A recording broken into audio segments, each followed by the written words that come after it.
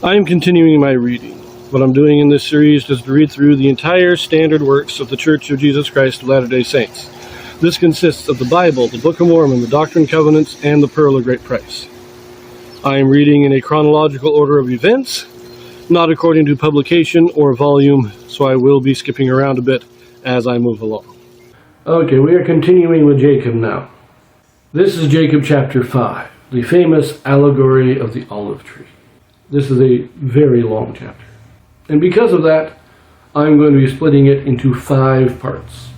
Each one should be fairly short, and we will release them over the course of one day here. And so today will be the allegory of the olive tree. Chapter 5, this video will be verses 1 through 14. Jacob quotes Zenos relative to the allegory of the tame and wild olive trees. They are a likeness of Israel and the Gentiles. The scattering and gathering of Israel are prefigured.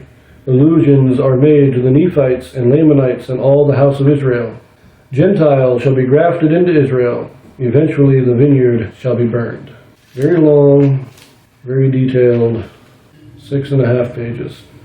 Behold, my brethren, do ye not remember to have read the words of the prophet Zenos, which he spake unto the house of Israel, saying, Hearken, O ye house of Israel, and hear the words of me, a prophet of the Lord. For behold, thus saith the Lord, I will liken thee, O house of Israel, like unto a tame olive tree, which a man took and nourished in his vineyard, and it grew and waxed old, and began to decay. And it came to pass that the master of the vineyard went forth, and he saw that his olive tree began to decay. And he said, I will prune it, and dig about it, and nourish it, that perhaps it may shoot forth young and tender branches, and it perish not. And it came to pass that he pruned it, and digged about it, and nourished it according to his word. And it came to pass that after many days it began to put forth somewhat a little, young and tender branches. But behold, the main top thereof began to perish. And it came to pass that the master of the vineyard saw it, and he said unto his servant, It grieveth me that I should lose this tree. Wherefore go, and pluck the branches from a wild olive tree, and bring them hither unto me. And we will pluck off those main branches which are beginning to wither away, and we will cast them into the fire, that they may be burned. And behold, saith the Lord of the vineyard, I take away many of these young and tender branches, and I will graft them whithersoever I will.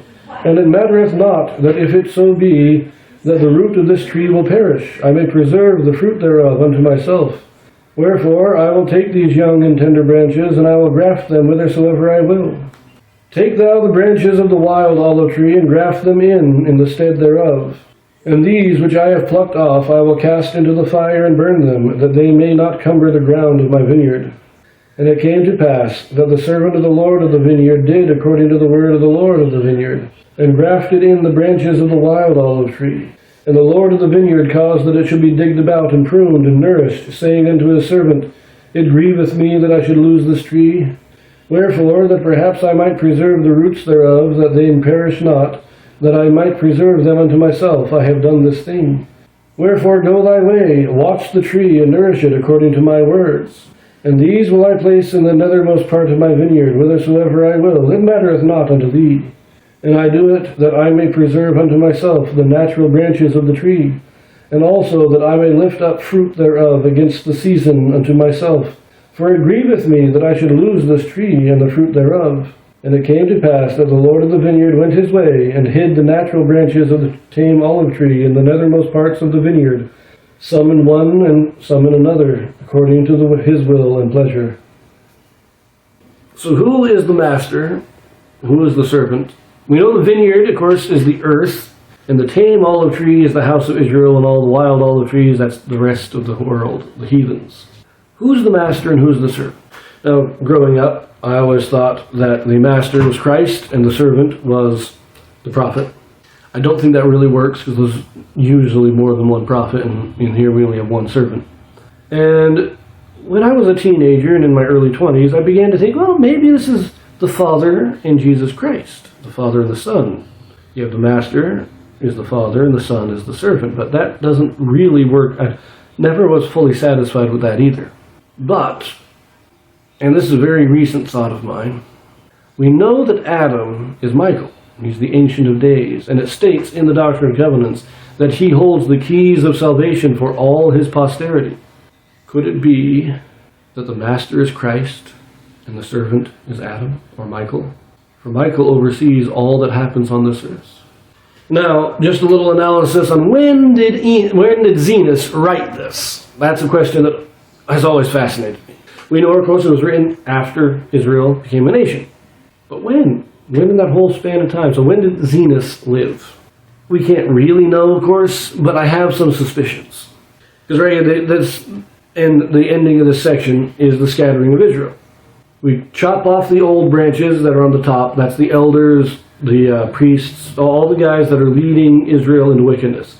They're all rotten to the core. We chop them off, kill them all, burn them, get rid of it. And then we bring the heathens in. That's the grafting into the wild olive tree. That's when Assyria brought people into the northern kingdom and Babylon brought settlers in. This was the bringing in of the wild branches and cutting off the young branches. And remember, just before all this happened, just before the scattering, we had Josiah's great reform. Many people were converted, Lehi among them. And that's what I think these young and tender branches shooting forth, this is what it refers to. Josiah was 8 years old when he became king. He was in his early 20s. I think he was in his 16th year when he started his reform. So he was 24 years old. These are the young and tender branches, the young men that are being converted at the time of Josiah. Lehi would have been about the same age as Josiah, possibly a little younger. So, but remember, before that, the tree was already starting to wither, and God tried to bring them back. It reminds me of the time of Isaiah. Could be the time of Josiah, but it reminds me of the time of Isaiah, Hezekiah, King Hezekiah. But then everything went downhill from there. We had Josiah, a brief moment of light. I think Zenos prophesied, lived, and wrote his book. I think this was written a little bit before the time of Isaiah. Partly because Isaiah makes allusions to this allegory. He also compares Israel to the vineyard of God, to the vineyard of the Lord. And I think he was the first one that did that in the Bible. He was the first one in the Bible to do that. I think Zenos wrote just before Isaiah, or while Isaiah was still alive, and Isaiah makes allusions to Zenos' writing, as well as other prophets make allusions to the vineyard of the Lord, which I believe started with Zenos. That's just my theory. Now, I will leave this section here, and we will pick it up in the next video, so we'll see you there.